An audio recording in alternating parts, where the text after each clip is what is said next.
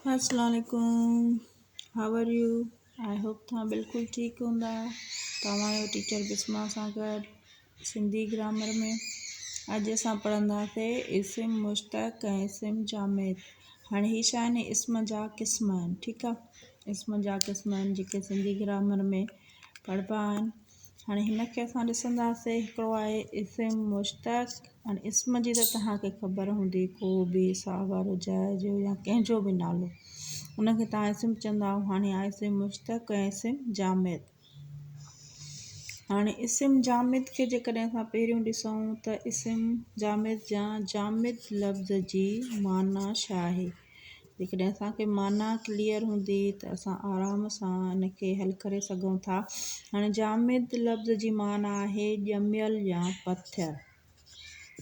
काई शइ ॼमियल हुजे, जस्ट एज पथर, माना पथर जी तव्हांखे ख़बर आहे त उहो छा हूंदो आहे, सख़्तु हूंदो आहे। अहिड़े तरीक़े सां जामिद लफ़्ज़ जी माना ई आहे ॼमियल या पथर। उहो लफ़्ज़ जंहिंमां को बि लफ़्ज़ ॿियो न निकिरे, माना इस्म जामिद उहे लफ़्ज़ जंहिंमां ॿियो को बि लफ़्ज़ न निकिरे। हिते जेकॾहिं असां हिन जी माना लिखूं, उहो लफ़्ज़ जंहिं मां को बि लफ़्ज़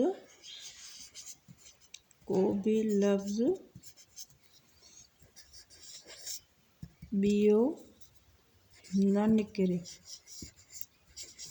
ठीकु आहे। हाणे या चइजे न कंहिं मां ठहियलु हुजे, कंहिं ॿिए लफ़्ज़ मां, कंहिं ॿिए लफ़्ज़ मां ठहियलु न हुजे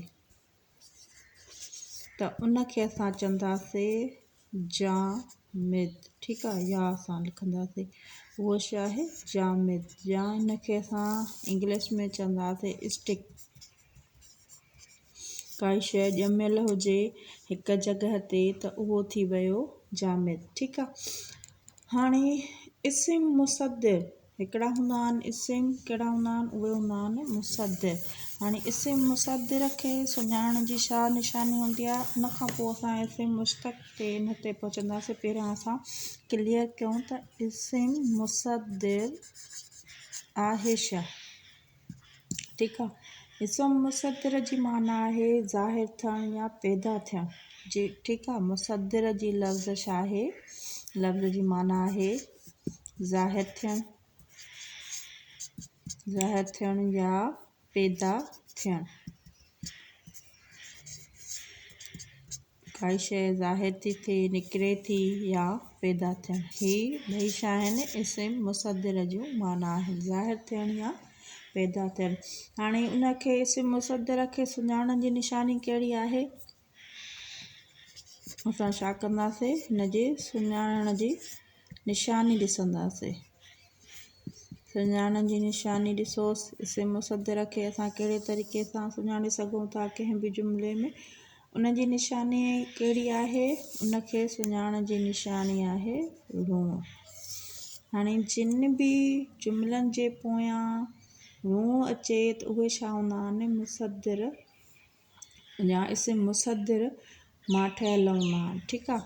हाणे जिन बि जुमिलनि जी जेकॾहिं असां हिन जी डेफिनेशन असां लिखूं, इस्म मुसद्दिर जी माना लिखीसीं, ॼाण या पैदा थियणु।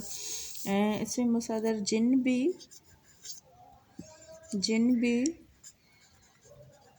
इस्मनि जे पोयां ৰুण हुजे त उहे इस्म